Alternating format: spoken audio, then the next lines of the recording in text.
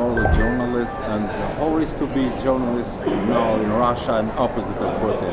Yeah, it's my pleasure to talk with you, and honestly speaking, it's impossible to be a journalist in Russia these days, because the topic number one, which is most important, war and its consequences to Ukraine, but also for Russia, it's totally banned by Russian authorities for more than 1 year, and that is the main reason why we find ourselves in exile.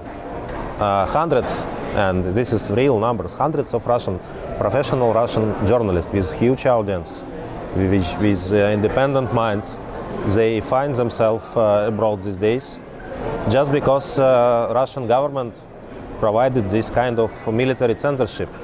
You know, because if you ever speak about war, you can only repeat what propaganda and official sources said.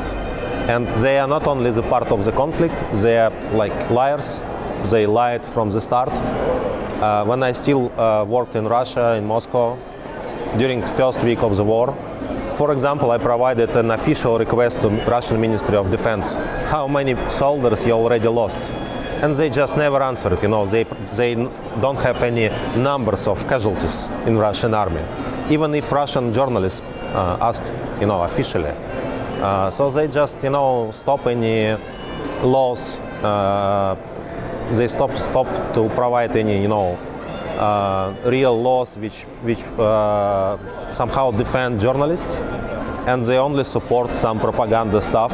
And this is the reality of this country, because I think that, you know, that honestly, I think that the war was not so popular from the beginning, because millions of people came to us to read real news about the war, and after that, just in 10 days after the beginning of the war, they totally banned any independent media in Russia.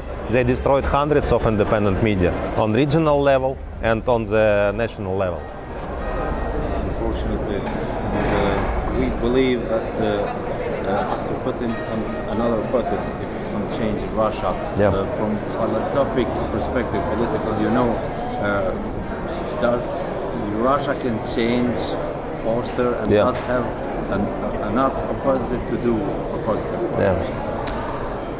I hope that Russia is not a prisoner of its history. That means it will be very hard, you know, to avoid this scenario in which next government of after Putin will be another younger Putin, and everything will be like next circle of this history. But I think we have chance to avoid this, and the chance. And one of the reasons why I think that we have this chance is that this war was enormous in terms of level of war crimes from the one side, and, you know, accessibility of information about this. So if you can imagine, if you just reduce the level of censorship in the country, it will be immediately provoke a huge discussion why all this can be possible. You know, people start to ask each other, what did you do during the war, and why you did this, you know? And we have, I think that we have like a huge internal conflict inside Russia, and it will be very hard, you know, to produce another so-called national leader after this conflict. I honestly believe that we will have no national leaders on some official office at least. So okay, we need some independent politicians to inspire people and to provide, to make people open their eyes and see the truth about this war and its consequences. But I hope that we will never face another Putin in our life, another leader, another Stalin, another Tsar, whatever it means. But for sure it's still possible, and I think that it will be the worst future for Russia itself, and again for neighbors of the Russia and Europe. We sometimes doesn't understand enough why Putin and Russian authorities use a lot and has a lot of influence in Serbia, who wants to make troubles to other states from kind of philosophy or political or historical. Why is this? As far as I can understand these people, like Putin and his inner circle around him, they share this kind of worldview in which, there are several great powers like United States, China for sure, and the third one is Russia. And these great powers should divide the whole world, like the spheres of influence.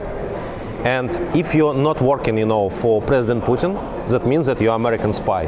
Or maybe Chinese spy, but you don't like, and me probably. It's hard to imagine that we are Chinese spies. We don't like dictatorship. But he really believes that, if that people around the world and countries have its own will. They just puppets, of some great power. So they need to control, for example, they believe they need to control Serbia, for example. And if some countries near it is against this control, that means that they are enemies. They are controlled by United States, they are puppets, and you have to destroy them. So this is a very, very stupid and very archaic worldview, which basically, for me, it's again the reason why these people just don't have education.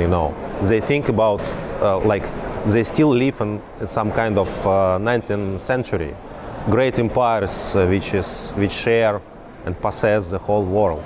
That was what basically they want, and it's my favorite line here that probably they really believe that if you or me do something, that means that we paid for it in terms that someone control us. I mean, not about the source of the money of salary, but all people are servants to great leaders like President Putin. And so if you are against him, that means that you are enemy. And the same is about countries.